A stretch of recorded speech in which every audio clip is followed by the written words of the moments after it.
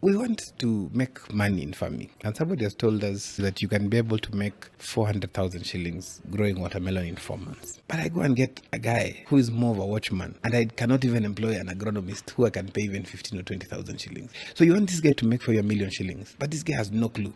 This guy has never, ever seen 100,000 shillings. And seeing it, I don't necessarily mean having held, but he has never envisioned to see 100,000, because 100,000 is just 10 months salary of 10,000 each. To make money, you also have to invest in it. And investing, you have to invest in systems.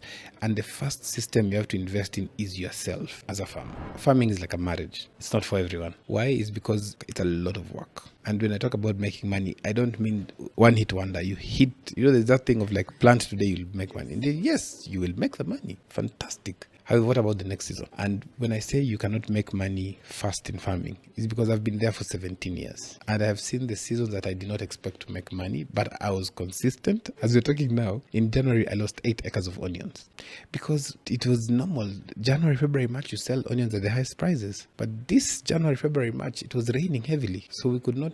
And then our brothers from Mount Elgon, some onions came in from Ethiopia, some onions came from Egypt.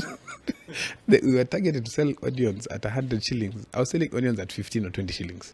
But now, those of us who gave up, they're those ones who said, no, I'll do it again. Right now, onions are the highest price. It has never happened like this across the region. If you don't have money for the next 3 seasons, don't start.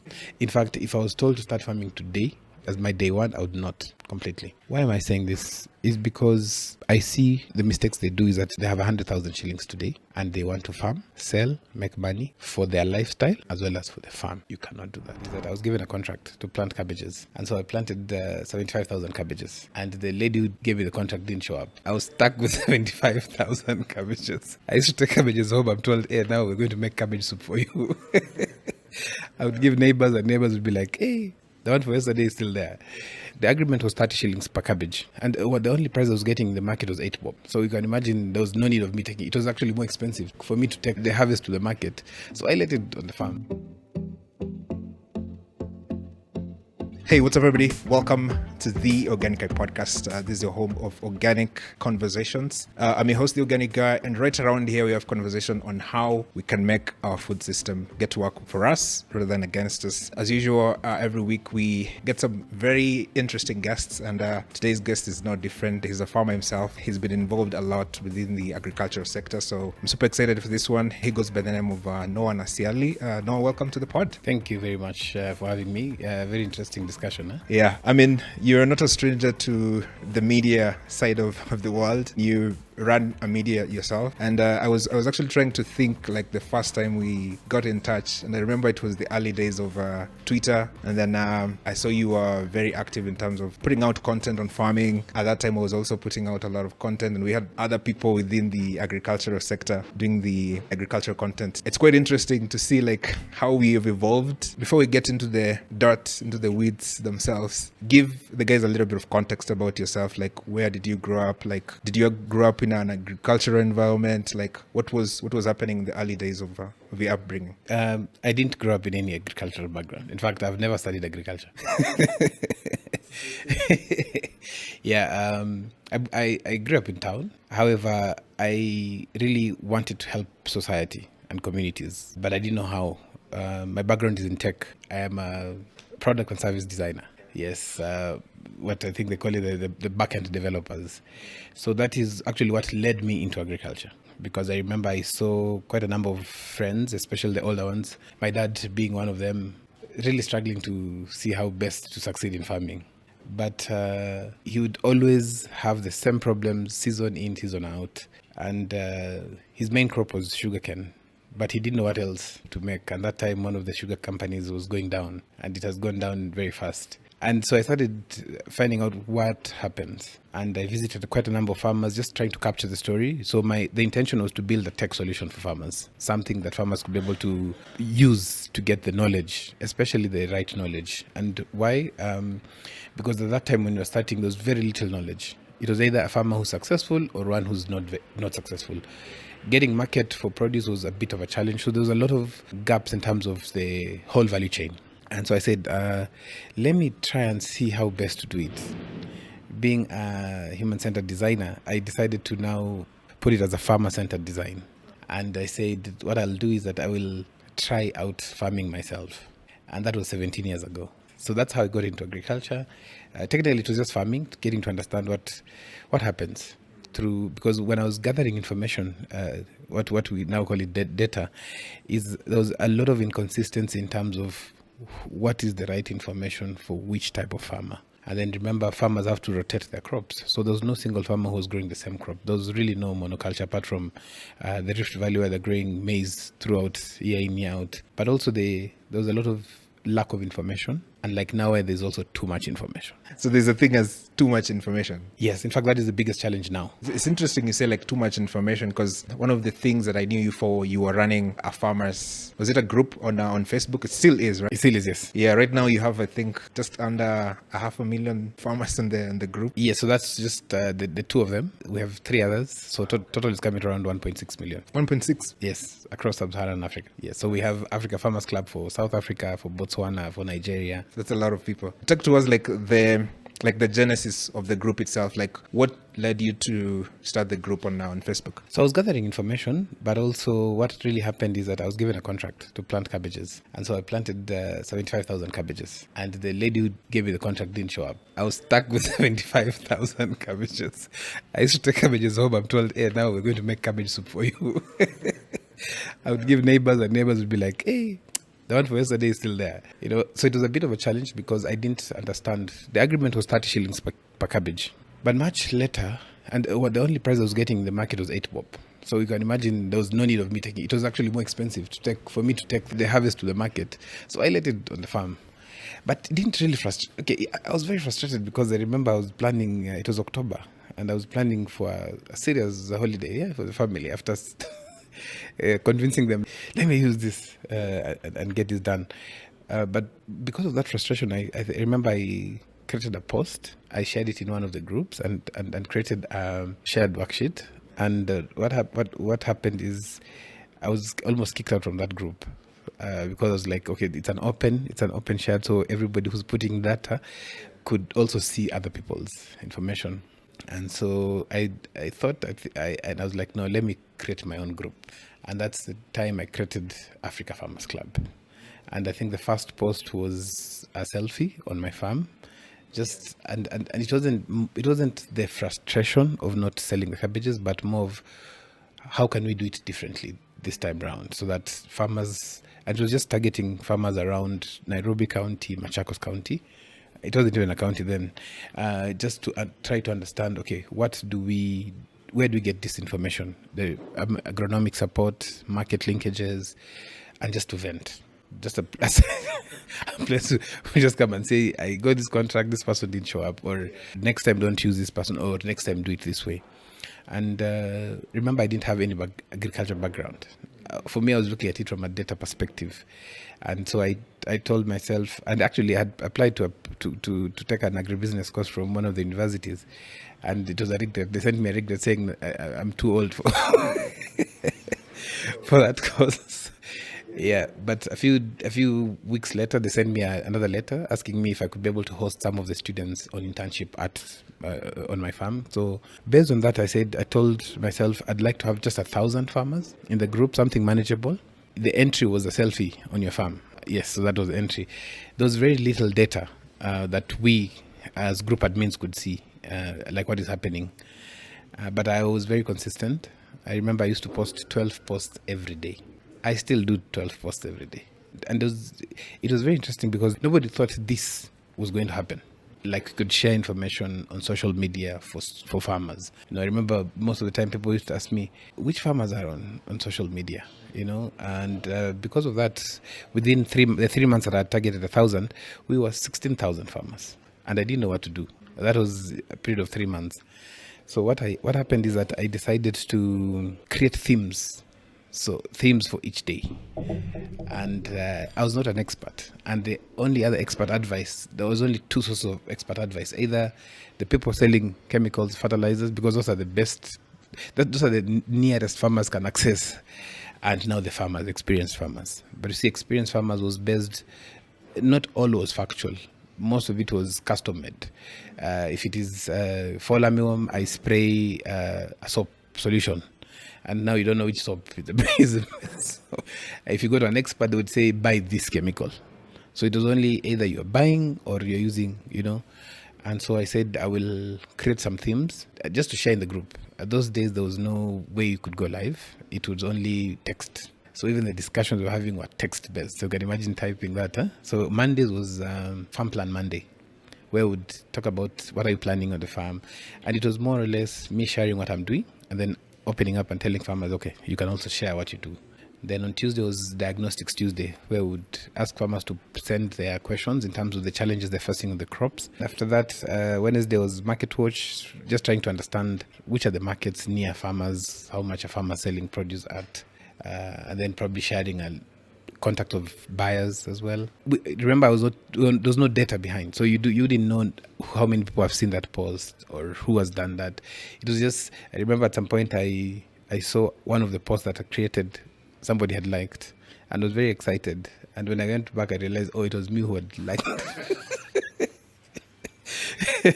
Because that's why people didn't know really. People on social media, but they didn't know whether to react, whether to say this. But there was a lot of interaction behind, yes. At that time, I mean, anything that you could get in terms of a reaction from somebody, then it was always a plus from that perspective. But it's interesting that, like, the small action of just opening, like, the group itself, it's amazing what kind of opportunities it presented themselves to you. So I saw that you actually won, is it 100 million Kenya shillings just from the group? How did that come about? So what happened is that I had got a lot of data, but remember, I did not have any agriculture background. I did not have anybody in agriculture, even in my family, apart from my dad claiming to be a sugarcane farmer. I even remember when I told my mom that I want to get into farming. She looked at me. My mom, being talkative, kept quiet. And told my dad in our mother tongue, you need to talk to your son. I think there's something not right.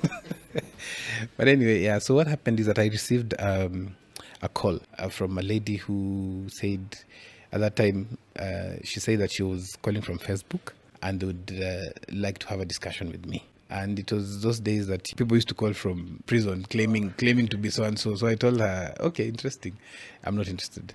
So she called me 3 times and I was like, no.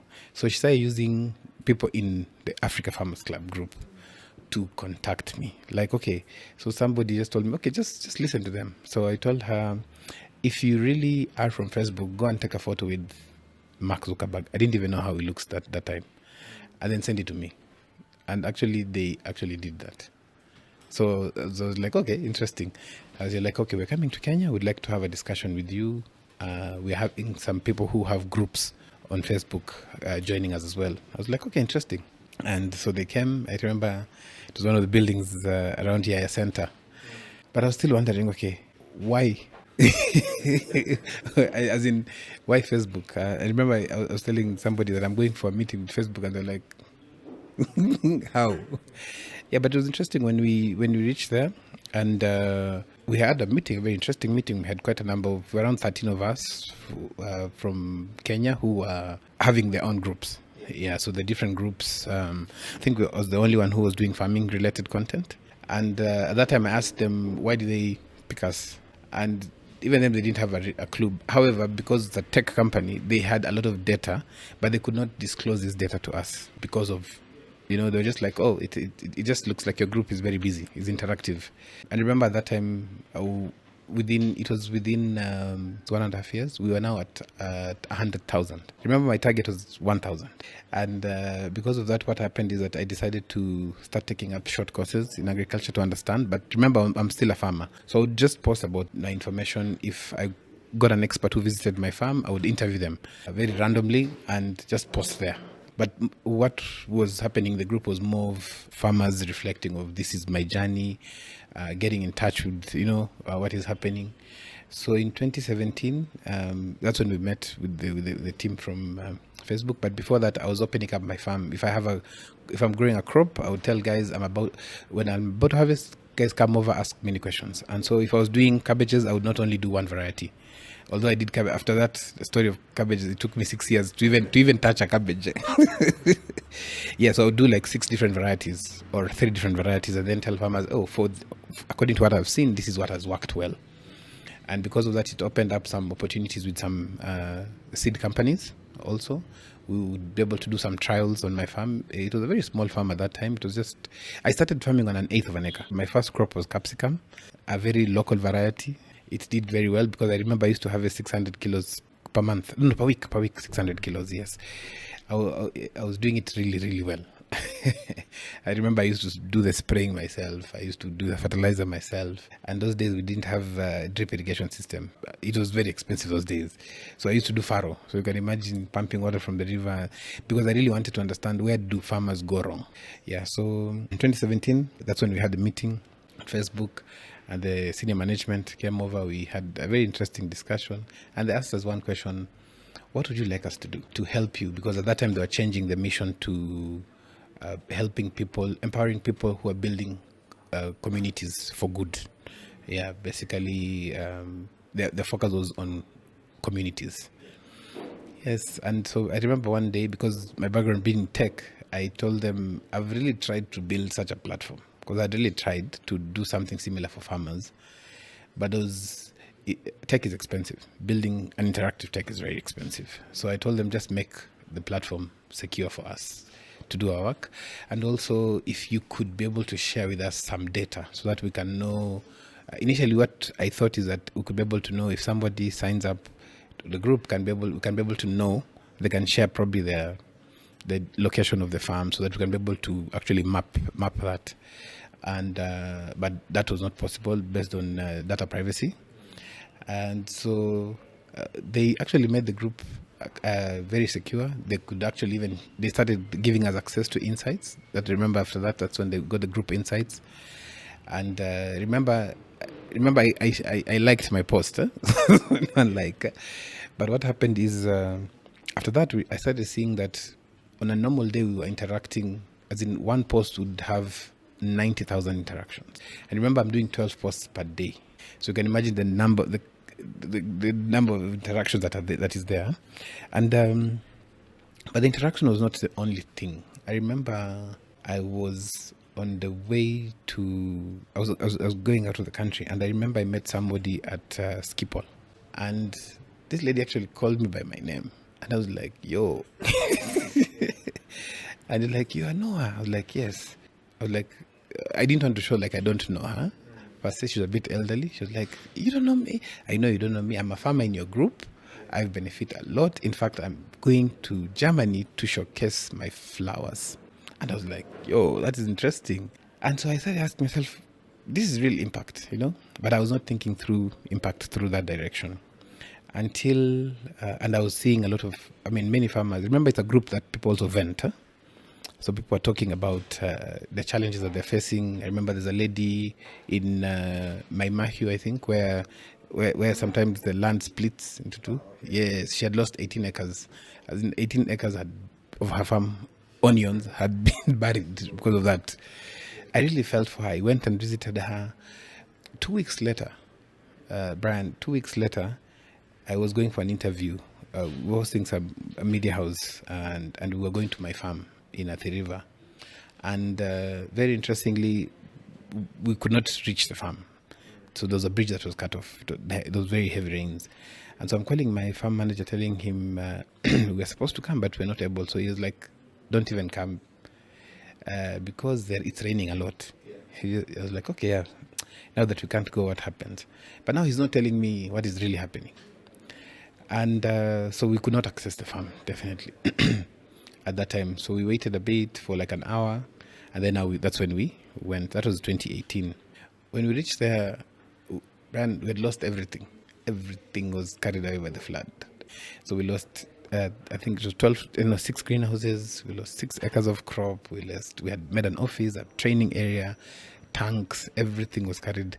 It was interesting to farm near the river. But now we really saw why. Yes. And I remember I walked into the farm, and I didn't even feel the water entering my gumboots. until I reached somewhere and I was like, no. And I was like, this is actually happening to me. And you know, the African way is that as a man, you don't show you can break down. And I was like, okay. So I took some photos on the farm, and a very short, I think it was like a 30-second video, like just explaining that, because a week from that we were supposed to have a training, and so I was telling us we can't have it. This is what has happened. I don't even remember at what point I posted that video, but it still remains one of the most interactive posts I've ever done, because it hit 1.2 million views. But that was not, the views was not the case. I think these days the views is very important. But that time it was farmers actually coming through, telling me, hey, you really sort of help us out with the information and all this. What can we do? I remember we had 12 young guys who decided to come and camp and help me rebuild. You can imagine. And they were there for a week. I was not paying them anything. They just like, the way you've helped farmers, we just want to return back. We had 6 from Kenya, we had 2 from Botswana, we have 1 from Uganda, and they just came through. And I actually saw now the reality that farming is more of a community thing. And being a community thing, it is beyond the going to the market to sell. It's a community that you build. And when I shared this, I think 2 days later I received a call from Facebook, and they told me that we would like to have you in California for some time, and we want you to represent Middle East and Africa to talk about the emerging markets. So that was emerging markets per se. I found that interesting because I was wondering what am I going to say at the embassy that Facebook has called me. And it was interesting because yes, when I did that, I was just asked 2 questions. Why are you doing it? Why have they called you? I was like, I don't know why they called me. They've just told me to go, and there's a letter here. And the other one was like, do you have a family here? I was like, yes. And I showed, and I was told, go and pay for your visa. When I reached there, I then realized that there's a lot that we in Africa also need to learn. And why is because the amount of resources that is being put in not only data collection but building things for communities is very interesting. They had never, it was never in their plan to work with in the agriculture sector or anybody, because they didn't see, there was no relation per se.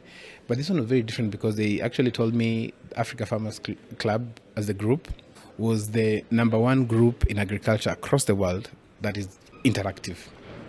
It was the highest interactive group. At that time, I think we were hitting close to around 300 to 400,000 interactions per post. And it was like, if somebody asks a question at 7 in the morning, by 9 in the morning, we have like 200 other questions or follow-ups. And that time, because I don't have expertise, the only expertise I had was my farm experience. But also, I visited different farmers to just get to share the information. And so we had a very interesting discussion. I was there for a month, and we came back.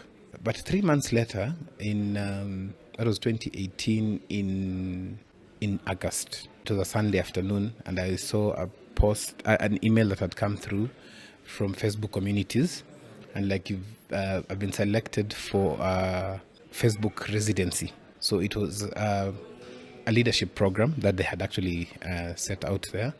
And they were targeting people who have interactive communities. It didn't really matter the size, but it had to be interactive and for common good, basically for social impact. And they're like, now in the next 3 weeks, you're supposed now to come over. We'll be there for 3 months through that training. And for me, I got a bit confused because when I told them, I replied to it and said, thank you very much. This is good. That's fine. So I was called the next day on a Monday in the evening. And the lady who had called me first, remember the one who called me, and she was like, okay, hey, your reply is very flat. I was like, okay, how would you want me to reply better? You told me to come, I'll come. And she actually said, do you know what that really means? I was like, no. Do you know that you've just been given $1 million? But I was like, oh, really? She was like, okay, anyway, I'm just joking. And she was like, okay, fine. I was like, okay. So I flew over, and it was during the United Nations General Assembly, and there was a side event for social media for good. Using social media for building communities, building societies, and having real impact. And I remember that time is when we were told that we were 5 of us. So I was representing Middle East and Africa. There was somebody from France, one from the US, one from Latin America, and one from India. And that's when they announced to the world that indeed, yes, they've given each of us $1 million to do whatever we want to do for, so long as it's based on what we are doing. Yes, and I remember during one of the interviews, I was asked what I would like to do with that money. First of all, it didn't hit me that is $1 million. So I said I would like to just set up a training center. Remember, my farm had been carried away by floods a few months back. I would like to create a training and resource center for where farmers could be able to get information. At that time, I thought about it more of a physical space, which is still a very important part of it, because you have to showcase this to farmers. I had not thought about really expanding that content digitally, because farmers want also a lot of physical stuff. And I think a week later is when it actually hit me what happened. And so I went back, was still doing some work with Facebook, and at that time they had selected me as the Facebook leadership circle for East Africa, to be able to understand and train other people who are setting up groups and communities, to make them interactive, to make sure they're a safe space for people, and how to just make sure that they're growing. So that's how I got $1 million. Wow. Yeah, that's impressive. Because something that began like just like a selfie on a farm, then it sort of grew and exponentially exposed you to like a lot of people. So that's quite interesting, and it shows the power of social media. And then it shows like you don't have to get everything right for you to share content. Like, just share content with where you are, with what you've got, then the rest will take care of itself. So that's very interesting. You don't have to get it right, even in life. You just need to be consistent and do the right thing and be ready. You don't need to have it right. Just be ready. In fact, most opportunities that I myself have got is not because I was the best. I was just ready. And that is actually something to encourage the youth. I was not even creating the group to get hype. In fact, I was trying to remove the hype from agriculture. And that's why you still find me saying, let's stop thinking about making agriculture attractive to the youth. They don't want to see that. And opportunity hits those who are ready. And also share as much as possible. I think when people ask me how come I still attend interviews and podcasts, it's because I'm just sharing information. So I'm just wondering, like in the early days, and considering like some of the data you had in the group, what were the farmers talking about most? Like, what was bugging the most in the group when the farmers were discussing? Let me tell you this, farmers just want money. In fact, the only thing that farmers are looking for is something that can take them closer to the money faster, without a lot of hassle. From those days, what people were asking for was very different. It was, which variety is good for this area? What can I grow in this area? Farmers didn't care about soil. They didn't care because it was not something that was important. So long as they were in this area, this could grow well. And then where can I sell? So what can I grow? Where can I sell? And what can I grow is basically, can you send me a planting guide, so that I know on this day I should spray this day this. That has flipped. Now is very different. Farmers now ask you, out of these 3 varieties, which one is the best? So they already know the varieties, but they're asking which is the best. Farmers are asking, where can I test my soil? At that time, I think it took me 8 years to test my soil. And how I tested my soil is because I could not have the lady who was coming to buy capsicum from my farm. She asked me a very thought-provoking question. Asked me, how come you only harvest capsicum once a week? I was like, do people harvest more than once? They're like, yes, we sometimes buy even twice a week, or even thrice from a farm. I was like, okay, interesting. How do you do that? And she asked me, have you ever tested your soil? You know, that question of, haujaipima mchanga yako? I was like, oh, interesting. Mchanga pia inapimwa. Yes, now 6 years later, I'm now a soil scientist. Yeah, let's talk about the soil, because it's a very important part. And I think nowadays that people are talking more about it. So it's like in the awareness of the farmers.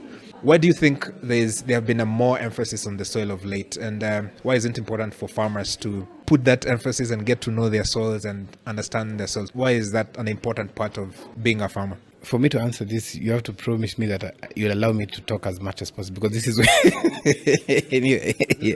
So this is my area. Now soil is my area. I actually currently running as the Africa Soil Health Ambassador. And why soil? Soil is the beginning of everything. I know people talk about hydroponics and all those things. That's just hype. Let me just be very honest. That is just hype. And it will. I've seen it. It has come and it has gone. It's gone. Soil is the beginning of life. Even the Holy Book talks about the soil. Even the first person was put in a garden, so where soil was and is rich. Soil connects us to any divine thing. Soil is the beginning of life. And why soil is the beginning of life? For me, I have seen it with my own eyes. I have seen, and to the extent that like now I can tell you this soil is not going to give you anything. Let me tell you this. Do you know that the kind of food you eat determines even your hormonal balance? It actually even determines how your testosterone levels are. Because what is in your body are nutrients.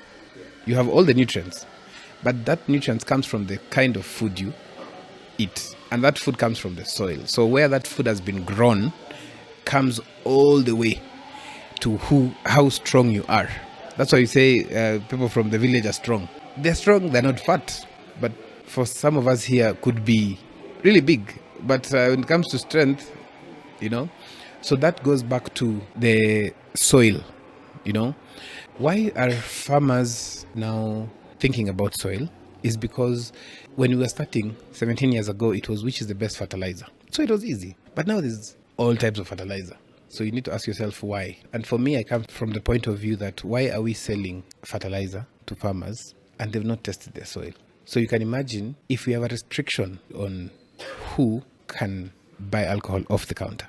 We have a restriction of the kind of medicine that you need a prescription for. Even if your father or mother is the best doctor and you go to the hospital, you have to go to a lab test for them to determine what you have. Why is it that we are just giving out fertilizer or selling it to farmers without anything? Without even that question, because I've seen that I've visited close to 6,000 different farms, and very few of them tell me that where they went to buy fertilizer, somebody asked them for their soil test results, because that should be the determining factor of what you're going to exactly. And when you visit, I know you must be young, but when you visit, for those of us, when you would visit your dad back in the village, you'd say, this part of my farm, no, as in this part is fertile, but it's the same soil, but the yield will be low because there's an imbalance. Meaning if that soil is tested, then you can be able to understand, okay, out of this is what you need for the soil. And that is the same with the human body. The human body, even if you have a skin problem, it can be traced back to the food you eat. Even if you have a headache, it can be traced back. And that's why when you go to hospital with a condition, they ask you, is this in your family? So is that condition, is that thing affecting the crop in the soil? Because that's where the beginning is. And I have seen a lot of hype in new modified seeds, improved varieties, hybrids, and all these things that you call. But I don't see that strength, that force, that in the soil health.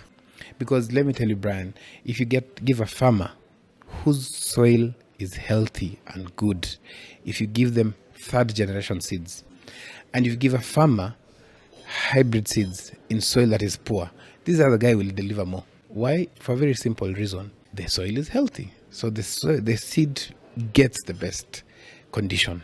And that's why when you travel abroad, you'll see farms that remain fallow for like 6 months. Because these guys have understood that for me to produce well for 6 months, I need to rest for 6 months. Then the other thing about soil health is just like the human body. The human body has to rest. And I believe that we are definitely workaholics. However, when we don't rest, you cannot work. Because however strong you are, your body will cease and will shut down. Like today, I don't feel. I remember sometimes when during COVID, when you're running the radio station, I would do my shows, leave, go visit some farmers, come back. The next day, after 6 days, I'm trying to wake up in the morning to go for my breakfast show, and I'm like, hey, can I do it from here? And why? Is because the soil is tired. The soil gets tired. The soil needs to be fed, just like the human body. You can only know what is good for you if you think about it. And that means it needs to rest. And that's why sometimes some people early in the morning don't eat breakfast because they've understood their body system. There are some people who have to eat very early in the morning, And so your body is like the soil. So the soil is the base of success as a farmer. Even if you're trying to do hydroponics, fine, sour, but that seed that you're putting in hydroponics has also been grown in the soil. Yeah, it's a really, I think, important perspective that a lot of people don't talk about, and it shows like you've actually thought about it. You've thought about like how hybrids react different, because I think it's something that a lot of people don't talk about. When someone is testing a hybrid, they usually put an X number of fertilizers for that hybrid. So if you're a farmer and you go to the counter and you buy those seeds, you're actually supposed to use according to how it was tested. So the X number of fertilizer that was used on that hybrid, you also should be able to use it on your farm. So if you don't do that, that's why you're going to get inconsistency in production. Interesting, you talk about like rest, because it's also something we see for us as humans. So, you know, we work like 6 days and then 7 days we're supposed to rest. And interestingly, even in the Bible, I think the Israelites were told like at the 7th year, you're supposed to let your land rest. Yeah. So it's an interesting concept, but I don't think farmers are ready for that. Can you imagine telling a farmer to let their land like stay bare for like a whole year before they farm it again? So I think there's that productivity mindset. At our time, I don't think it's very difficult to convince farmers to do that. Yes, because not everybody doing farming is a farmer. Some people are farming because they have land. Some people are farming because it's a hype. So those who are actually practicing agri-business understand that.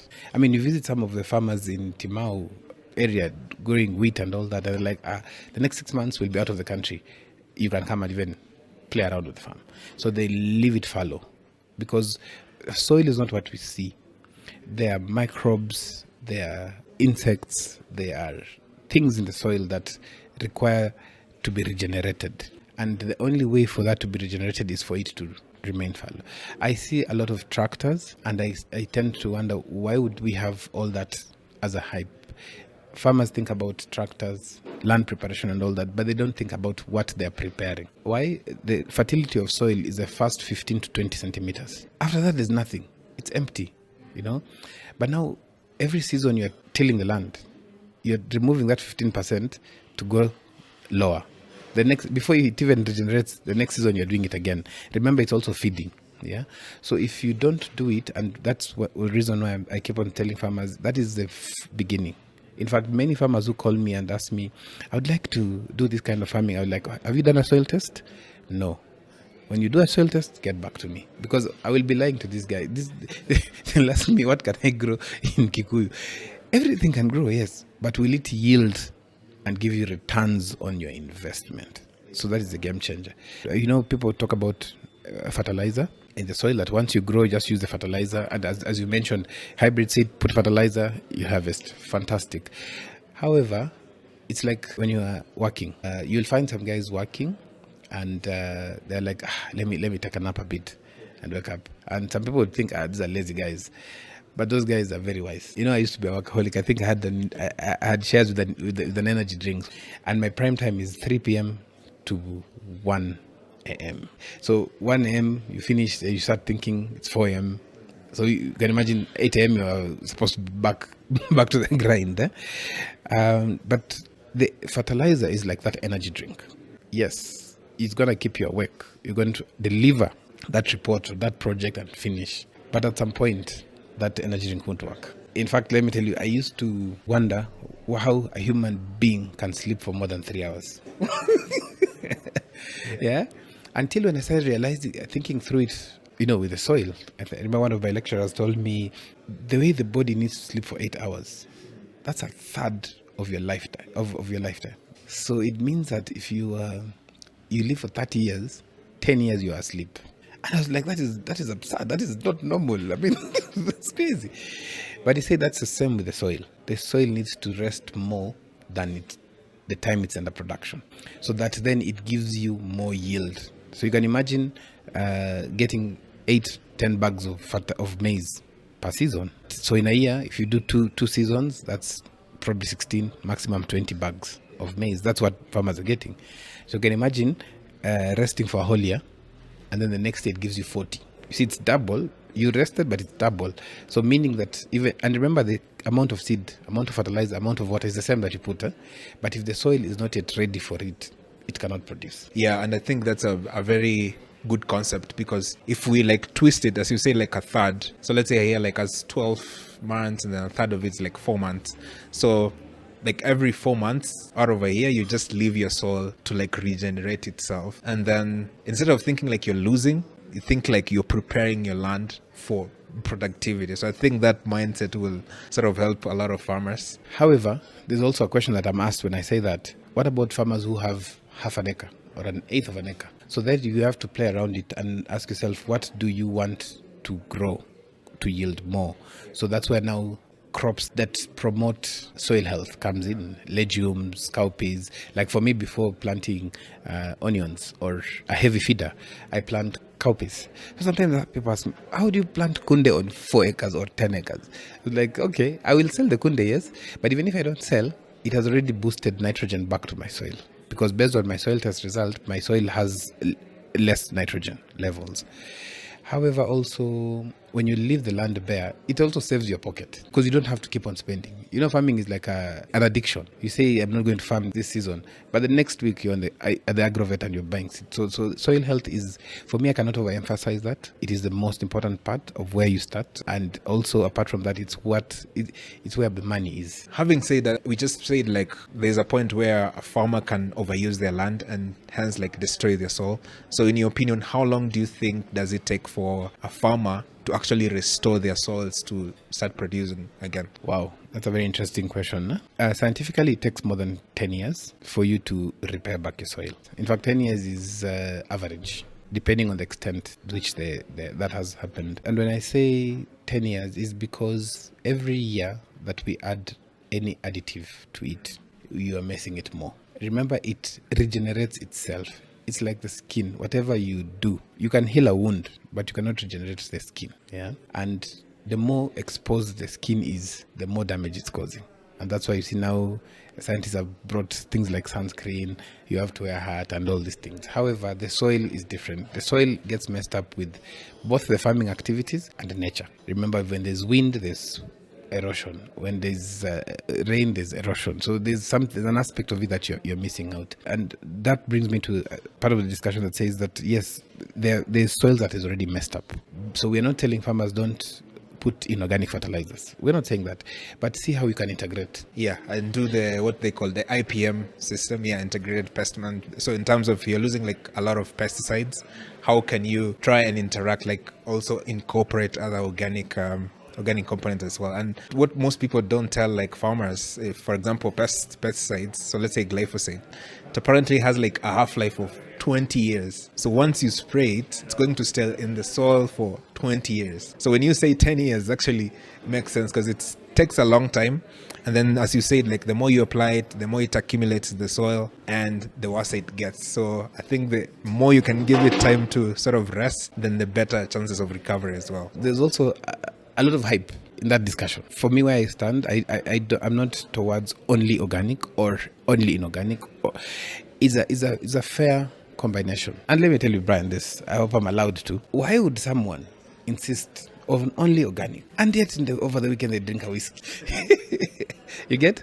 However, the importance of focusing on organic is actually the reason behind saying safe, affordable, and healthy food is because of that soil. And you can see the countries that are out there growing food. I've visited quite a number of farmers just in California. They have a soil expert on their farms.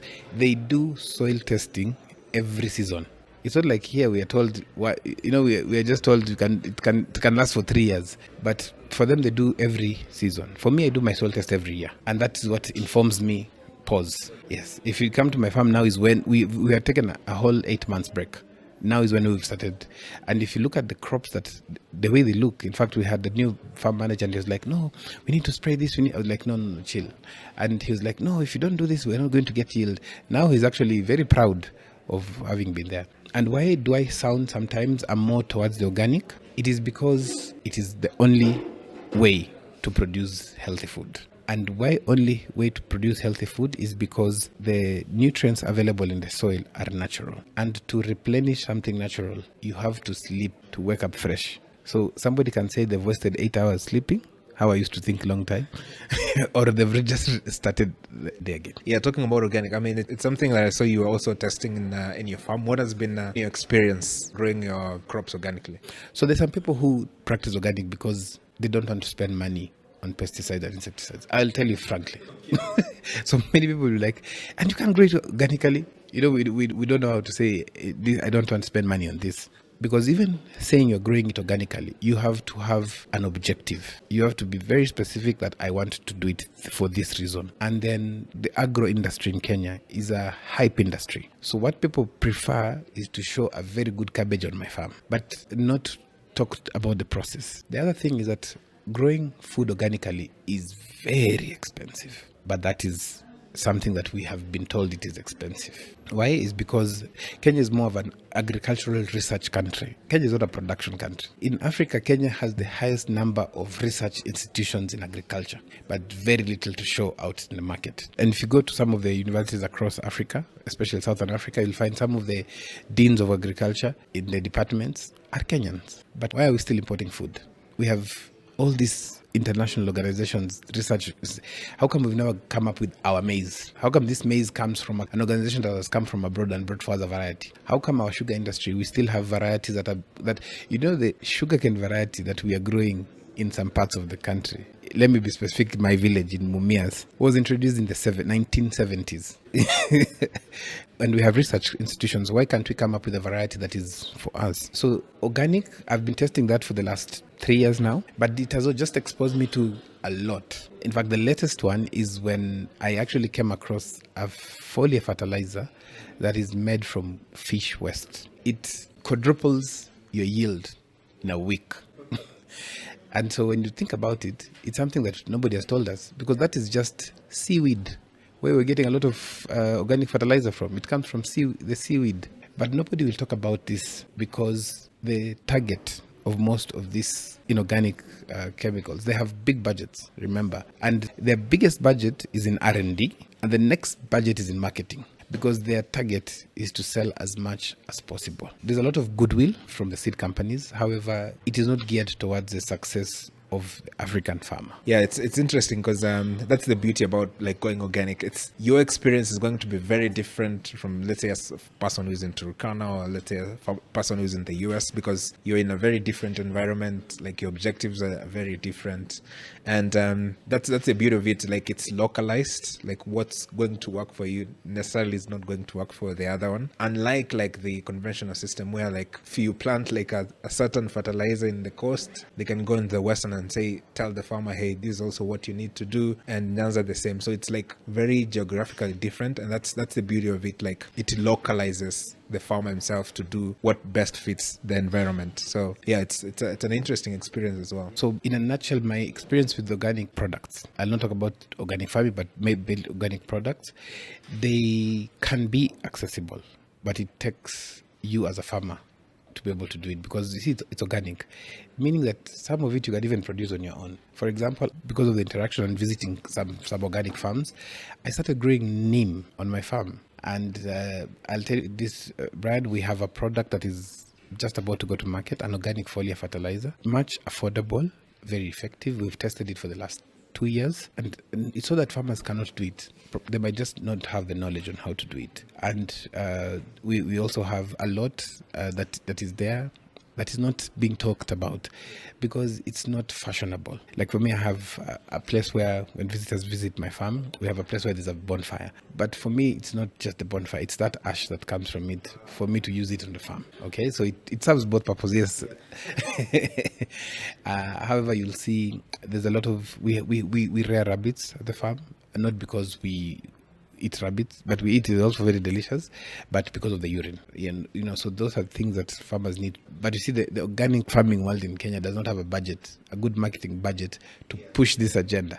And so that's why they only get some resources from international organizations and push for a certain agenda, but not really to the smallholder farmers. If we would be able to see that going to smallholder farmers, you can imagine having organic farming expos in different counties, it would create a very big difference. Yeah, that's true.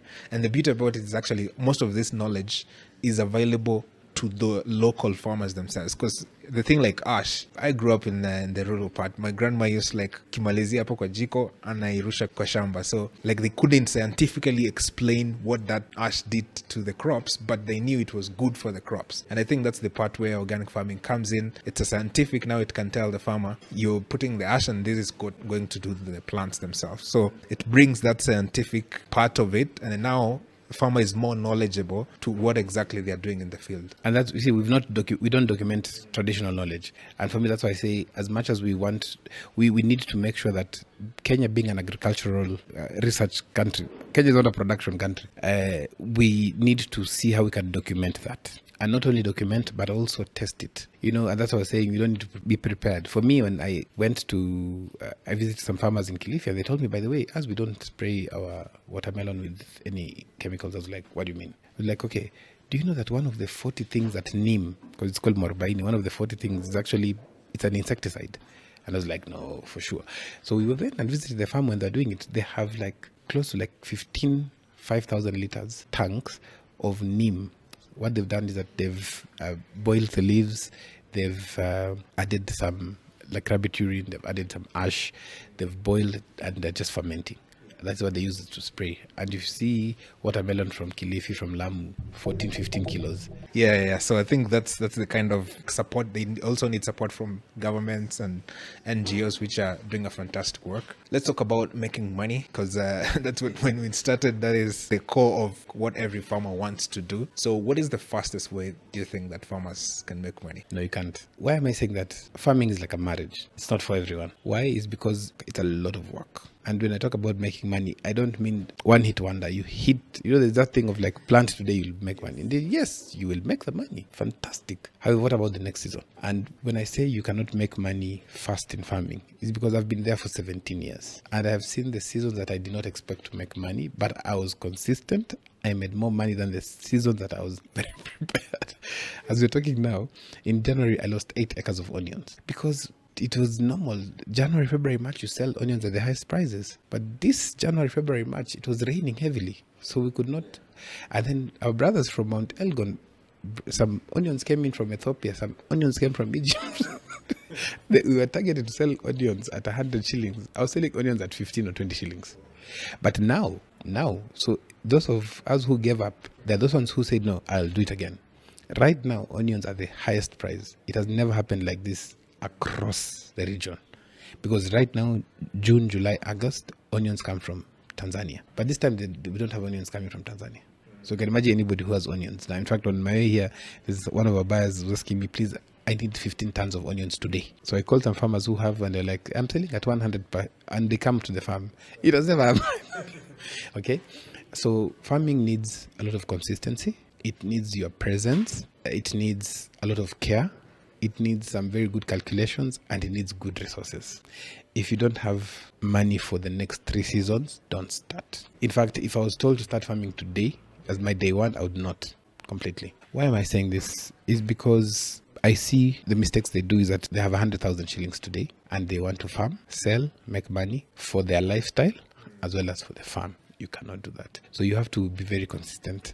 And just like marriage, if you want 9 children, you have 2 options. So you can decide to get 9 different ladies, but you'll still have to wait for 9 months, or get 1, and in 9 years you have 9 kids. The same with farming. Farming needs you to sit down and make a decision that first of all, you'll be called a farmer. Remember, in 1 year in my farm in Kajiado, I plant maize 3 different seasons, but I plant 3 different varieties, because there's a variety that will perform well when it is raining.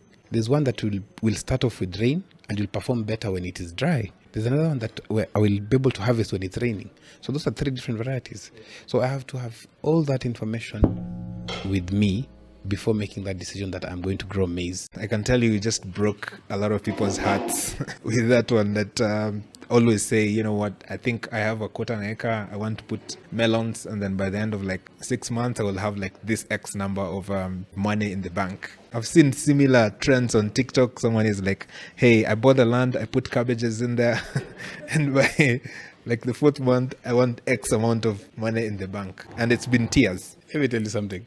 Do you know why you cannot make money in farming very fast? what will tell you that is a bank will not give you an agricultural loan. If your returns is expected in 3 months, that bank will come and only finance 15%, maximum 30% of what you're going to put, because of the risks involved. In fact, one of the things that I've seen financial institutions, and one of the reasons why they don't finance the agricultural loans is only probably 3% of the loan portfolio in financial institutions. Because number one, they ask you, so who will be managing the farm? I have a farm manager. So it's not you. So it already removes you from... And the moment you do that, they reduce your loan acceptability by 50%. Because if you won't be here and we're giving you the money, how sure are we that we'll get our money back? And that's why I find most of the farmers who are really serious, they actually stay on their farm. If you go to Timau, you'll find them, somebody has decided, I will live here. It is better for me to get good returns and buy a chopper to be going to Nairobi for shopping, but I'll stay here. They've started, you see, like Nanyuki, Timau, they've started. But you find somebody's like, oh, they're in the office in Nairobi and they're sending fertilizer. Who told you you're going to get a loan? So you cannot make money you see, money is made gradually. In fact, I tell many farmers these days, somebody will ask me, what crop can I grow that can give me returns faster? I tell them, take that money and put it in a money market. But remember, even money market, you'll only get 14%. Only 14%. So you can imagine, so if that cannot happen. However, for you to be able to make money consistently, you have to make sure that you are also consistent in the market. Remember, the people who are buying from you, they want to buy from you in January, in February, in March, not in January, then they come back to you after 4 months. Because they've already got other people. So making money in farming, not as fast as we think it can. However, there's a lot of money in farming. I can tell you for sure, I have made my returns on the investment I've ever done. In fact, today, if I would decide to sell the farm, I'll have made money from it. Yeah, it's quite interesting you say, because most people have this idea that I have like a 50 kind of acre, let's say in Ushago, then I'll put some farm managers in there, and then they manage the farm for me. But that doesn't usually work, and there's a reason why. I think we can learn something from like developed countries, like in the USA, like you have farmers who are there full time. Let me tell you something. With all due respect to people who set up businesses, because I've also set up quite a number of businesses, I think there's very little business I've never done. Actually, I was just showing my kids when you're coming. The place, 18 years ago, I set up a cyber cafe, the first cyber cafe on Mombasa Road. And that signboard is still there. No, I sold it, but that, the way I did the signboard, anybody who has come back to do still uses it. And when you want to start a barbershop, what do you do? Just find a location. You find a location, but what do you look for? It has to be an ideal location. There's traffic, and apart from that, there's also the people working there. Who do you pick? Probably find the best barber you can get, who already even has what? Is on clientele. You get somebody, even the way it's done, you invest in it properly. So if you can be able to get a barber who is really, he knows how to do this job. In fact, the person who shaves his own, chances are you'll poach him. True. But we want to make money in farming.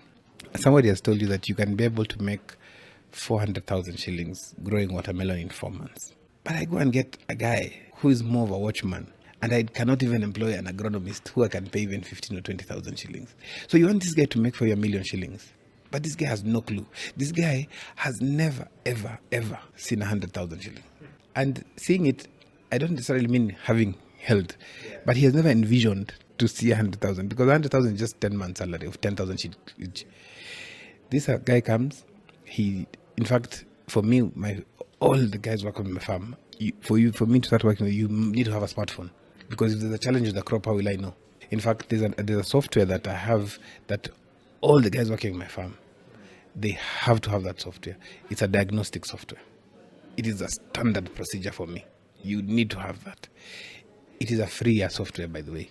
And so what I do is I just get Wi-Fi on the farm, and they can access it. And every day they have to, when they're doing scouting, they have to report back. It is better for me not to see what they have sent, but it is worse if they don't send it. So to make money, you also have to invest in it. And investing, you have to invest in systems. And the first system you have to invest in is yourself as a farmer. Or you have to have a very thorough guy. Like for me, my farm manager has never studied agriculture. In fact, he doesn't even know anything about agriculture. But he knows how a bed should look like. He knows how a crop should look like. He knows how a banana plant needs to look at. He knows. We've calculated the number of plants. So he knows that these are the number of plants. In fact, there's a day we were planting maize. And I told guys in the farm, that was last year. I gave them a task and asked them, how much have you planted? They were like, oh, we've done 3 acres of maize. And I was like, no. I want to know how many plants you've grown. And they were like, hey, how? Yeah. See, it's 3 acres. I was like, no. I need you guys to count each plant. And they were like, no. How does that make sense? So 2 weeks later, everybody had a different count because some assumed like this is 100 on this bed times 6 beds, that's 600. But there are two of them who actually counted each. So one came with 42,000. The other one came with 43,000. The other ones came 38,000. So I just told them, when you count, just write and throw in a bottle, and it will be. So when I started looking, there's one who actually had 26,000. So one by one, you're supposed to have 24,000 plants in 1 acre of maize.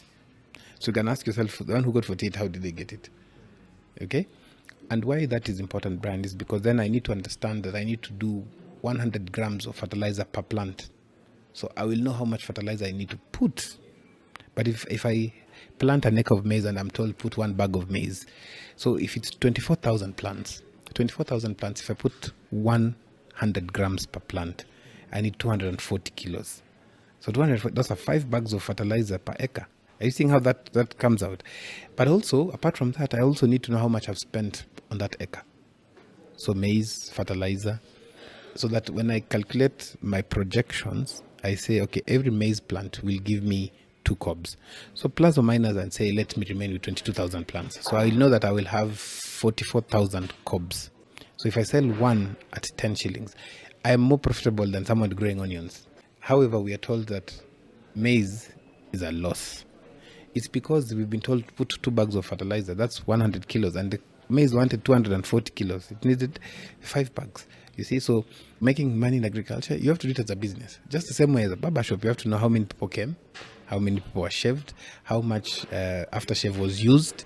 So if you used 6 bottles and only 2 people came, unless these guys were drinking it, okay? So that aspect of making money, you have to think through it really well.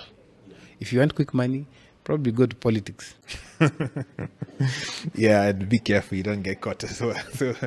So there's that. Yeah, so it's really quite interesting, and that leaves the question, like, where does the small scale farmer then fit into these whole concept of making money? Because I think when we talk about making money, most of the time we look like you have to have like huge pieces of land, right? The economics of scale. But for a small scale farmer, what option do they have to make money? We also have to be very careful with some of the terminologies. I think small-scale farmer is a terminology used for funding.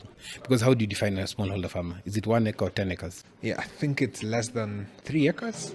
But you get somebody with 3 acres has 8 greenhouses. Are they still small-scale? So for me, I look at this very, very categorical and say, for you to make money, you have to make sure you have everything set. But you also need to know, who are you growing this for? And when are you harvesting? What are the factors that determine your success? For example, as mentioned, one reason why I was not bitter when the lady didn't show up to pick the cabbages. But there was to ask that. So you had a contract. How comes? I still have in fact, that contract is in my office. Probably sue the guy. But I understood the dynamics behind it. This lady was taking these cabbages to Eldoret. I'm in Kamulu, in Athi River that time. And Delamere is selling cabbages at 8 shillings. Where would she come all the way to? So I did not understand the market.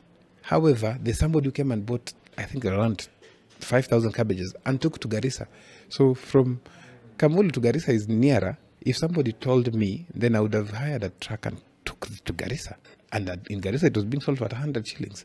But I was a traditional farmer who was like, no, I have to sell in the nearest market. So when you're thinking about making money in agriculture, you need to ask yourself, who are you selling to? Like there's a farmer in Kajiado who only does 3 crops. She does sunflower, and then she does kunde, and then she does summer flowers. Just that. So she starts January, February, March. She does her the summer flowers, harvest in July, and she's easy. And what she's done now, because of growing sunflower, she has beehives. So you have to understand the dynamics behind. So this, and when it comes to the market, market is very delicate. And market now comes in with you remember, it used to be 4 P's of marketing. Now this is 6 P's of marketing. It applies, it's a business. So you have to know the place where you are. So which market are you going to? What is the product? What is the product that you are selling to? So how many times do you visit a market before starting planting? How many times do you visit the market after you've planted? You have to know the pricing, because the pricing is not based on your cost of production. The pricing is based on what is being sold in the market, because your cost of production can be 6 shillings and the market is selling at 18 shillings. Or your cost of production might be 18 and it's being sold at 6. So you now start asking yourself, how can I reduce my cost of production? The place. So where are you farming? So where you're farming is a determining factor, because if you're going to spend 2,000 shillings every time you're going to the farm, it's eating in your profits. Okay, and so I compare farming to real estate. It depends where you're building, but also the returns on investment is not what people say. Let me tell you the truth. There are very few farmers that I know across sub-Saharan Africa that have ever made 1 million shillings from their one season. In fact, close to none. To answer your question again on the size of land, the size of land is just dependent on the 6 P's. So who are you growing it for? And what varieties are you growing? You can get somebody, like, as I mentioned, for me, when I'm growing onions or potatoes, so let's say onions, I grow 3 different varieties. So I grow one that is very big for the schools that I'm targeting. I grow a medium variety for the normal markets. And then I grow a smaller variety, the normal open field varieties, the OPV, no hybrid, for the 70% of the market. So if one burns me, it's okay, but not all of it will burn. Yeah, and I think the strategy behind it, I think it's what a lot of farmers don't take time to actually look behind it. Because we are not thinking it as a business. We want to make money very quickly. But even if you go and place your bet, there are only 2 options. You win or you lose. So you need to ask yourself, am I preparing to lose or to win? Then also work with experts. If you're farming on more than 1/4 of an acre and you don't have an agronomist, what are you telling us? It's like opening a hospital and not employing doctors. And it still goes back to the same concept. When you talk about in the medical world, you as a farmer, you need to understand which part of the value chain are you satisfying. You cannot satisfy all of it. It is impossible. And it is based on knowledge. But it is based on knowledge and not passion. If you look at it very critically, there are 3 types of doctors. Again, just in relation to what we're talking about farming. So there's a doctor who is very good at talking to patients and doing what they're doing. At 5 o'clock, they hang their coats, they're gone home. There's a doctor who knows their craft well and they manage the other doctors. But then there's another doctor who owns that hospital. So you need to ask yourself, which part of the value chain in farming are you in? It's quite really interesting because one of the quotes that I saw you wrote was that like growing crops is not the problem, but like selling, I think most farmers don't know how to sell. So how shamelessly should farmers sell their produce? So if you're ashamed of what you're doing, don't even get into it. Nairobi Metropolitan, we need to feed close to 8 million people per day. 3 meals, but because of the economy, probably 2 meals. So 8 million people, assuming 1 onion is for 2 people. So meaning we need to have 4 million onions. Nairobi Metropolitan daily. So meaning in that daily, if you have 4 million onions, an average cost of 200 grams per onion, we're talking about what? 80,000 kilos of onions have to be used in Nairobi only, Nairobi Metro only. And so if you're ashamed of what you're doing, we don't want you in this industry. And again, it depends on which value chain you are in. In fact, most people whose status on WhatsApp have farm produce are more of the brokers than the farmers, because that is your number one. That people should know that you have this. If you are a serious farmer and you have 5 acres, do you have a social media page for your farm? You might want to separate the two. You need to have one for your farm. Not everything works out really well. And that is why, for example, for us, we have started doing a lot of agro-tourism. So that you get people who don't really want to farm, but they just want to have that, like, oh, wow, a farm, it looks like this. And now we're setting up a campsite where people can come, stay there for a week, just interact with nature and stuff like that. But also, another important thing is the market. So who you're growing it for is very critical. So are you growing it for your neighborhood market, the mama mbogas? If you are, do they know you? You know, in business, we are told that the CEO of the competition needs to know you.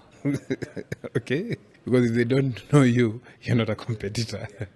So do the mama mbogas and the market know you? Do they say, if you go there, you will get it? So that now brings back the thing of, do I farm 8 acres of onion at a go, or do I grow an acre of onion every month? So that every month, whether the price is up or down, these guys are at my gate looking for onions. You're in business, you need cash flow. Or you can decide to design the farm that this is a crop that can give you money every week as you wait for the one for 3 months. It's interesting. So, what is your opinion on the middlemen? Because I think a lot of people have a varied opinion. Maybe they're important, maybe they're not important. What do you think their role is? Are they needed in the marketplace, or should farmers do all they can to cut them off? But if farmers themselves are embarrassed to say they're farmers, let someone else do the work. And for me, I normally say this: a middleman is only dangerous for you if you don't understand your costs. Because even supermarkets are middlemen, because they buy from farmers and you buy from the supermarket. Most farmers, we say that middlemen are bad because we are lazy. Remember, assuming you stay in Nairobi, how many markets are in Nairobi? There's Marikiti, there's Kangemi, there are quite a number of markets. How many farmers, Brian, that you know have ever gone to these markets? And middlemen is not just about buying from farmers and selling.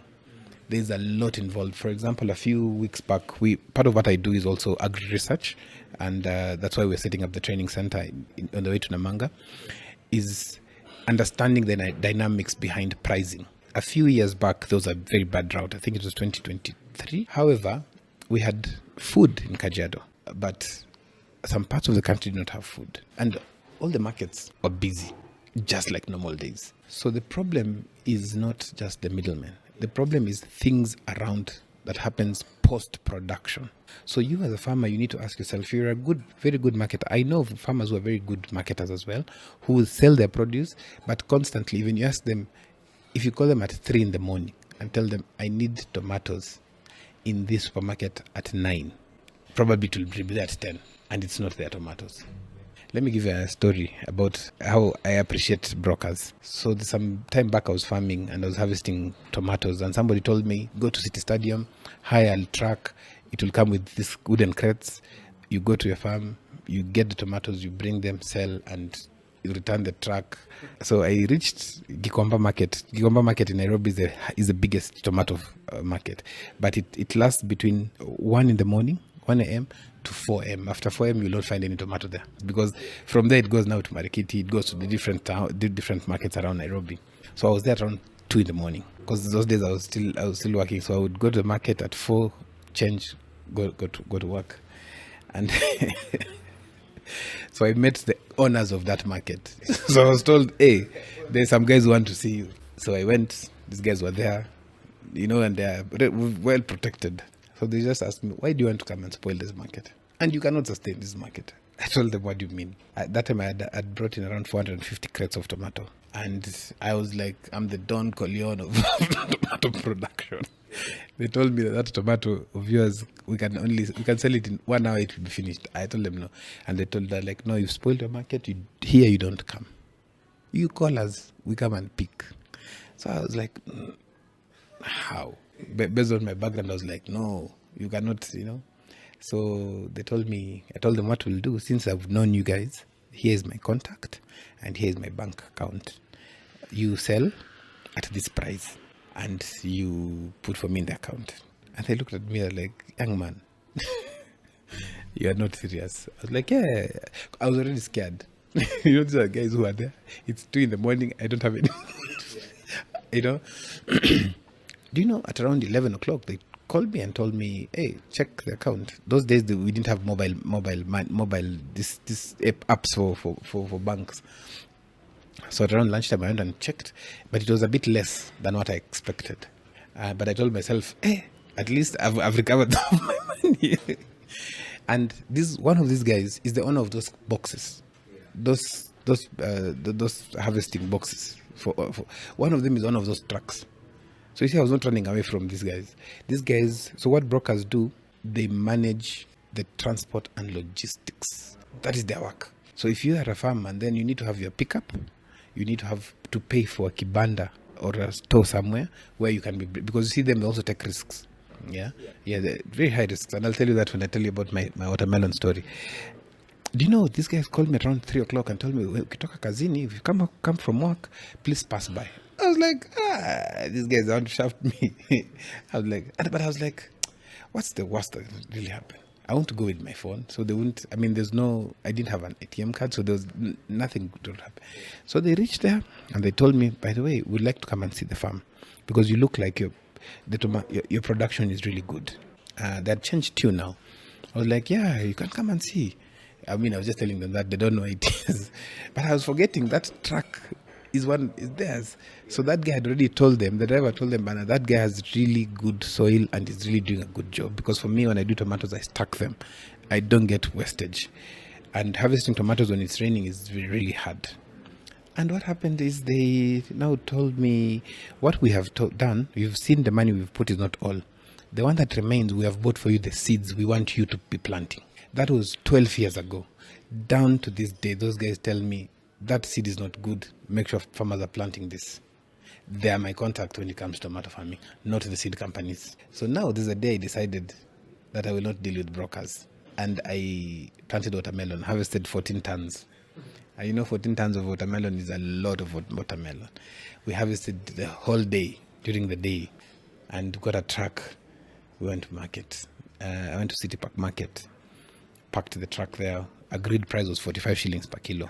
I was going to buy a brand new vehicle after that.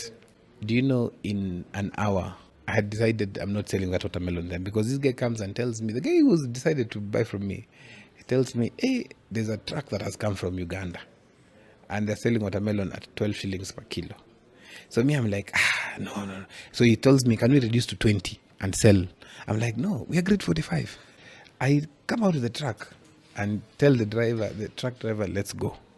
I was a hawker, watermelon hawker for a whole day. I went up to, there's a place called Makadara in Thika. I went to Muranga.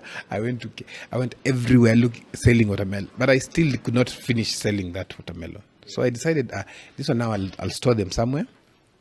And then I'll sell them the next day. Because you see, I have to release the truck. So what happened is, to release the truck, these guys, I got sawdust, put watermelon, and locked the store. And said, tomorrow I'll come and start selling slowly. At around 3, the guy who had helped me get the store nearby is telling me that the watchman is asking if we left some guys inside there. I'm like, no, we locked. I'm not locked. Like, no. They kind of, we're hearing some funny movement. So I say, I was 70 kilometers away. There's no I was going to that time. So I went in the morning. I reached there around 6 in the morning. And when I reached there, people, I'm asking them, what was it happening? I'm like, hey, we don't know, but it's like somebody's inside there has been crushing the watermelons. And then we opened.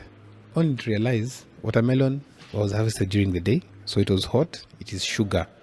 We've put sawdust under. Perfect condition for fermentation. So they were bursting. Just because I ran away from the broker. I could have sold it at that price, taken my money, and continued. That's crazy, because I'm thinking, like, at 20 bob from 45 bob, that's like almost a half. I had not done my maths, so it was still profitable at 20. Cost of production was 80 bob. I would have sold at 20, but I was running away from the broker. If it was a broker, I would have sold to them at 20 shillings. They would have paid for the transport, for the storage. They have the markets. Their work is to sell. My work is to produce. So when it comes to answering that question, the brokers are the necessary evil, but you just need to make sure you know your trade very well. Yeah, I think so. And too bad that you had to learn the hard way, but it's part of life. When you started, you said you like a coder, like you were in the tech business. It's quite interesting. Of course, nowadays we have a lot of tech products for farmers, and I would be interested to see like what's your take on this, because I think we started hearing about the tech boom, I think 2015, 2018, and then up to now there's been a lot of funding around that space. Why do you think it's not working for farmers? Because it's not designed for farmers. It's designed for funding. How? Because it's designed to solve farmers' problems. Who said they need that? I have designed software myself for farmers. In fact, I have a folder on my phone for apps. But for as long as they don't contribute for me making money, I don't need it. Farming is a communal thing. It's like saying you develop an app for identifying fish. How many fishermen will use it? So what has happened in the industry? Agriculture is the easiest place to get funding. In fact, if you want funding, stop farming, start writing proposals. It's the easiest because we have organizations that are doing fintech.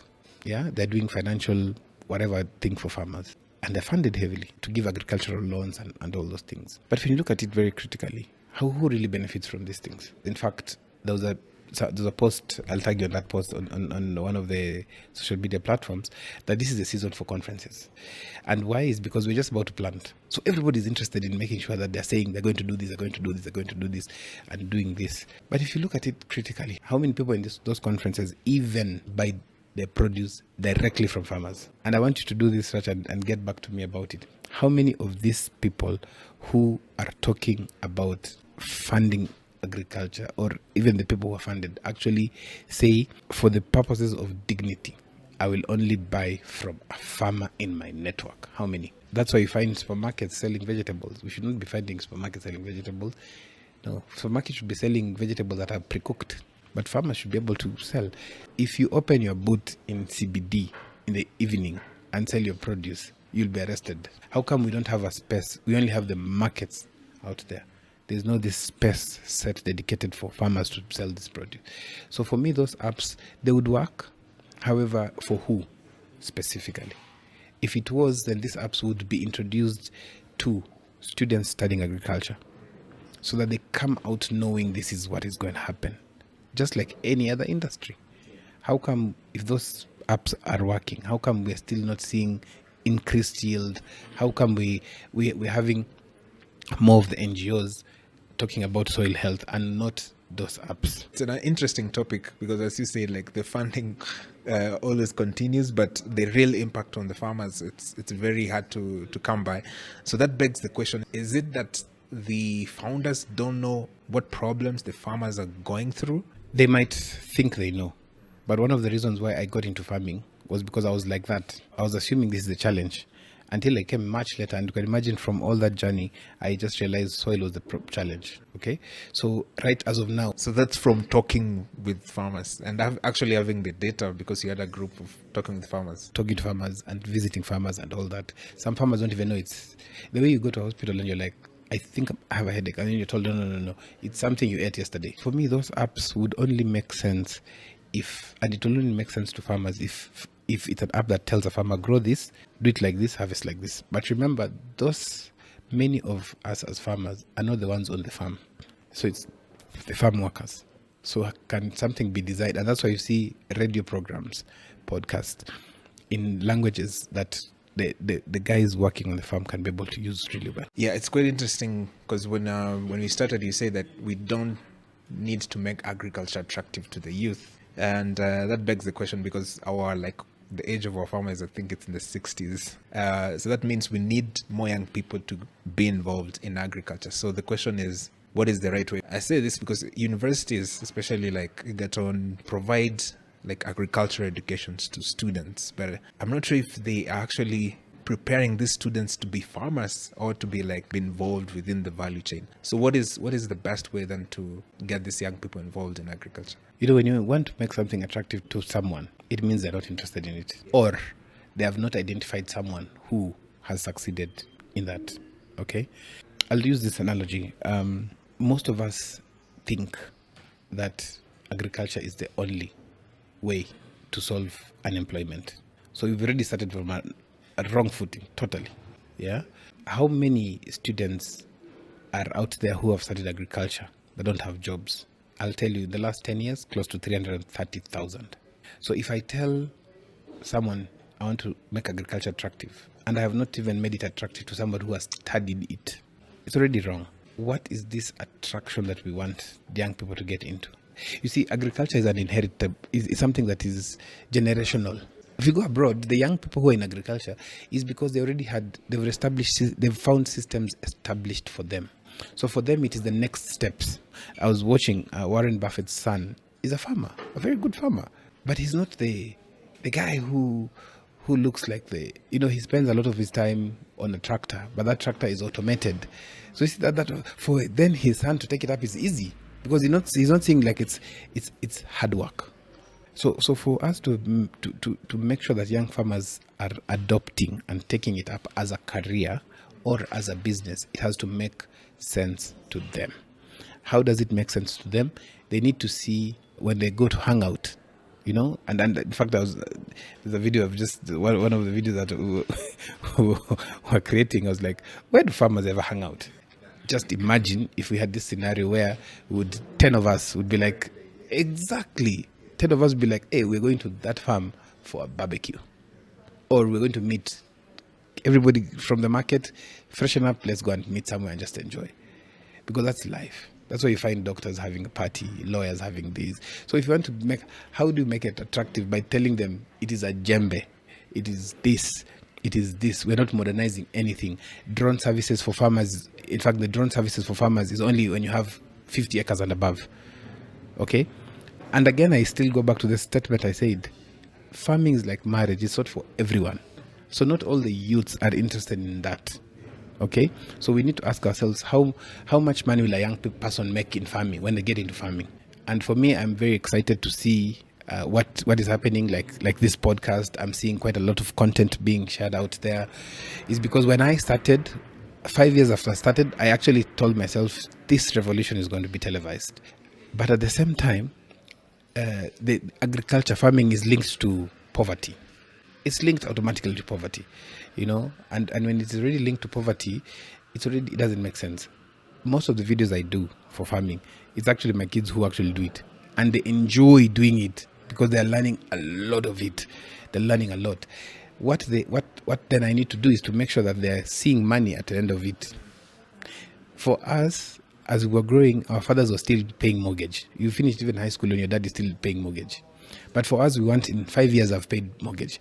So it means our kids will want to do it in 2 years. Or if they're seeing that this mortgage is not really, this owning a house is just hype, they will not even think of owning it. So if you're in the real estate business and your kids you don't show them why this is important, it also goes back to our education system. Our education system, agriculture is not a core part of it because it is not clean. But when you go out and somebody gives you 20,000, can you say this was money from farming? It's dirty. It is still money. So making it attractive to the youth, let's start with those who are in it. For example, somebody comes and tells you, now, Brian, we want you to go and talk to the students doing journalism so that they can start agri-journalism. They'll be in the industry. So you can imagine if you want to interview 47 different farmers from 47 different counties, then you need to have contacts, somebody in each of those counties. You get the scenario. So that one you'll be saying it's attractive. So if I can build agricultural content, it's attractive. People will be able to pay because it's already it's a very interesting part of the yes. Yeah, and I think it's quite interesting, like to have that different perspective of saying, hey, instead of making it attractive to them, how about we show them that, hey, this is actually what you can gain. And also, you mentioned about the universities. I get students from some of these universities and they come in and they have no idea. But imagine if a university that is, for example, Egerton, is very best place to even produce milk and package it and take to market. I think they usually have like yogurts they produce within that. But imagine if they could be able to absorb 50% of the students who are doing dairy farming, the agriculture courses. And that is not only people who are doing livestock only.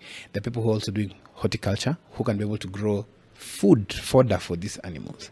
Okay, and I was saying Kenya is a research country because we don't have industries then to absorb. So you can imagine you have coffee. This student who they planted that coffee when they were first year. In 4 years when they're finishing, that coffee is ready. On the 5th year when they're graduating, they start working in that coffee factory. 6th year when they're doing the internship, they have finished product. They can actually look at that journey, and they don't need to own the farm. They can just need to be part of that. They'll be just that person, their child will do that course. The syllabus is still the old syllabus. And it's not like law where it changes. No. Who makes law attractive to the young people? It's the lawyers themselves. So if we as farmers don't showcase, and it goes back to the way I mentioned about farming in relation to marriage. Even now, marriages are failing. Young people are not attracted to it. Yeah. So there's making it attractive. It's a lot of work, but just has to look good for it to work. Yeah, that's a very, very good point. So as we finish, I want to hear your thoughts, because we've talked about like different parts within the agricultural value chain. So that leaves us like, what is the role then of governments? Because in one way or another, governments get involved in farming anyway, because every politician always promises it's going to reduce the prices of fertilizers. So what is the best policy framework perspective that the government needs to have towards farmers to make them at least be successful? So when I talk about, for example, a country like Kenya, we already have these policies. I told you we are a research country. So meaning the policy framework has to be established before the research is done. However, who is the key player of this in the industry? It is the person who imports food, because the government has to create a scenario where food can be imported. Have you ever heard of food that has been imported in the country and not sold? Possible. So why can't we then grow the food? And one of the mistakes that I think was done was to devolve agriculture. The CADAP agreement was that every government, be it local, national, county or international, had to dedicate 10% of its budget to agriculture, and that's a core part of the budget. But imagine you've devolved your kitchen. So it means the person who has been outsourced to the kitchen, if they decide you're not eating today, you will not eat today. So when you devolve agriculture, and then you lose the coordination, the focus, because in the devolved system, Kenya, of the 47 counties, the one that has the highest amount of their funds dedicated to agriculture, I think now it's Nyeri at less than 3%. And that is why we have basic things like school feeding program as a policy. All schools have water and farms. Imagine if these schools would, first of all, produce their own food. Just imagine that. I'm saying that because we've adopted some schools in Kajiado County, and we have seen they are now growing their own food. You can imagine a school in Kajiado is harvesting around 30 bags of maize in an acre. That is huge. The policy framework is very interesting, because agriculture as a ministry has the highest number of parastatals working under it, and it still is the highest funded, after health, the highest funded industry in Kenya. Okay, but we have land. Okay, so for me, when it comes to the policy, I think it's the goodwill of implementing the policy that is already there, and information. And information is very simple, Brian. Government extension officers are there in the Constitution. They are there in the legal framework in terms of agriculture. But where are they? So they don't have funding dedicated for that. So what does that mean? It means that then there's a small problem that we need to really address, and address very well. If these extension officers are there, they're the ones who even link farmers to markets. They're the ones who tell farmers there's a disease outbreak coming. There's this happening. We're going to have a drought. So in the next 6 months, we're going to have a drought. So can you be able to grow and store food? Or you have 100 cows. Instead of them dying, sell 50 to a neighboring county. Okay? Kajiado on its own can feed Mombasa County, it can feed Nairobi County, and feed Kiambu County. So you can imagine what Kiambu then can do. Okay? So we'll not be talking about importation of food. Okay, the other challenge that we have in agriculture is that everybody is operating in their own silos. So you don't know, when you eat with your right hand, it does not go to the left side of your stomach. So this left hand has to feed it also. So with all this happening, would we have all this funding to only NGOs, or would we be able to have this funding, and it is categorical? If you're receiving funds for Kajiado County, this constituency, you need to work alongside the extension officers on the ground. You can imagine so that then government is represented there, and you are sure that this extension officer is giving you credible and biased information. because they're not tied to this fertilizer company or this seed company. They'll tell you as it is. They have seen the soil change. They'll tell you, this season don't use fertilizer. And I'm saying this with a lot of confidence because I use extension officers on my farm and not just agronomists. Extension officers from like the government? Yes. They're paid by county government, sir? Yes, but because I'm getting that service, I also appreciate. And let me surprise you, anytime I'm using fertilizer, I just use the government subsidized fertilizer. What I do is that I take part of it and just take it to the lab. It's 1,000 shillings to be tested to see if it's viable for my farm, and I use it. Yeah, and I think if we can also get like the consistency in terms of policy from like a political will point of view, because I think one of our problem is like we don't have like strategy. Like 5-10 years from now, what does the agricultural sector look like? Imagine, let me be very honest, Brian. As a government, need to do is just to make sure that we have peace in the country. Because remember, even during Mandamano, people still eat food. So why do you need government to come and help you produce food? It can make it a bit cheaper. For example, reducing taxes on irrigation systems and stuff like that. But even there are farmers who actually plant. There's a farmer, a friend of mine. In fact, I need to take you there, near Machakos Junction. He's doing 400 acres of cereals, rain-fed. The only thing this guy invested, instead of investing in heavy irrigation system, he invested in a weather station. So he'll tell you, no, this season, let's go play golf. I'm not farming this season. Let me get into the tournaments. Because he knows the weather will not favor him to produce. So do we have small weather stations across the country? We're talking about AI. I'm not seeing. In fact, one of the things that I really wanted to see in AI is to see funding for ward or even constituency-based agricultural development. I would expect to see a drone in every county. I mean, a drone probably would be like 2 million at most. And you can imagine having 47 counties, and not all 47 counties are producing food. Okay, so that would be something. But see, that is a put on the side. I would expect to see motorized knapsack sprayers. That is put aside. But we are talking about we are seriously talking about safe pesticides campaign and all that. But we don't even know how that is applied. So we have to make that. I also think the goodwill on behalf of, from the international community is very critical. Yeah, because when you see some of the, and all due respect to people who are being funded, but please bring that money back to the farmers. Yeah. It's always an interesting perspective to have on what the role of government is. So that's always an interesting conversation. You're doing an amazing work, especially dealing with farmers. And one of the things you've started is the Our Farmers Agri-Tech and Leadership Center. So talk us through, what do you see as the vision for the center itself? Yeah, so initially when we started off, I remember I was asked what I want to do with $1 million. And I said I'd like to set up a training center for farmers. And we had the design. So far, actually the first two years, we trained close to 20,000 different farmers physically. However, it became very interesting because the farmers would come from all over the country, and it became very expensive for them to actually just come for 3 or 1 week.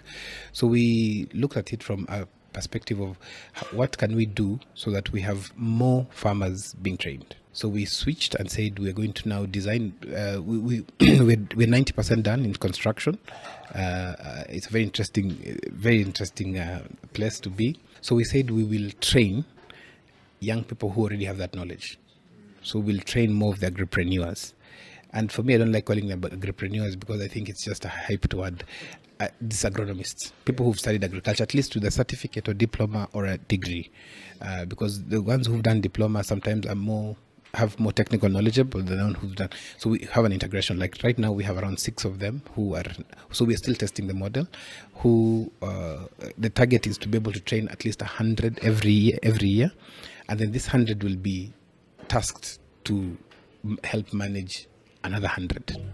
And you see, the model that we've been using is very simple. To get an agronomist to your farm, you need to pay them around 3,000 shillings per visit. But we're telling these young people, you don't need 3 farmers. You need 20 farmers who each pay you 500 shillings to 1,000 per visit. If you do 2 visits in a month, if you do 1 visit every week, that's 4 visits. Yeah, so 4 visits, this farmer has paid you 4,000 shillings for these visits. True? And if you have 20, you have 80,000. How many agronomists are earning 80,000? Very few. So even if you just say roughly they're going to get 30,000 take home, and it's just a kilometer, 3 to 5 kilometer radius, you will have a higher impact. And you see, these young people will be tech savvy, because when they come to your farm, they come with an app, and so they will influence you as a farmer, because they will be preparing reports using that app. So for you to now start using that app becomes very easy, because then you're like, this is the only place I can receive the reports. Okay, so what we're envisioning is to have these young people. We want to retrain them on to be marketable, so they know how to talk to you as a farmer, and not talk to my dad, because they know if I tell you this, they'll just give me money and I buy fertilizer. So apart from that, we also are equipping them with life skills, basic life skills, accounting background to understand cost benefit analysis. We also have them to see how this industry looks like from a different perspective. Very interestingly, we have 18 of them who are graduating in the next few days from Nairobi University. They've done a degree in extension services and economics. It's the first time after so many years to actually be present in a graduation ceremony from my former university. And apart from that, we are envisioning to, as I mentioned earlier, we'll still be having different trainings. Some farmers would want to come for training on apiculture, on poultry, producing organic fertilizers and insecticides as well, and also just people who want to come and enjoy time out in the wild. But also one of the key parts of it is, remember, we're in Kajiado County, so it is not known so much for horticulture production. However, let me tell you the secret today. Kajiado County is the second highest tomato producer in the country. So we also what we've been doing the last 3 years, integrating the local community, showing them how this is workable for them. And we have seen a very good change. Long time from the Tama going to the farm is around 5 kilometers. It would only be our farm where you could see a bird. Now we have competition. We have neighbors who've taken agriculture locals. In fact, there's a guy who's actually come and planted millet. Imagine millet in Kajiado, does some amazing work. We are seeing a lot of sunflower, so it is also helping in the population of bees that is there. So for us, we want to be that not just one-stop shop. We want to just be a model that can be replicated by people.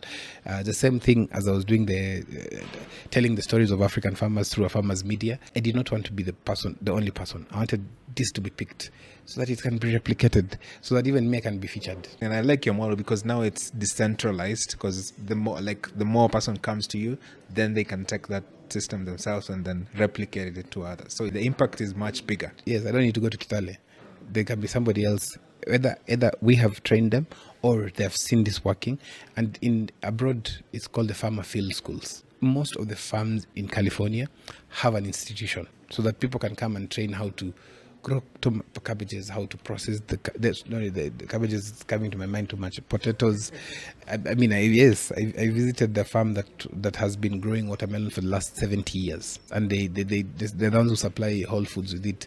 And for them, it is watermelon. They have close to 170 different watermelon varieties for the different years they've been growing.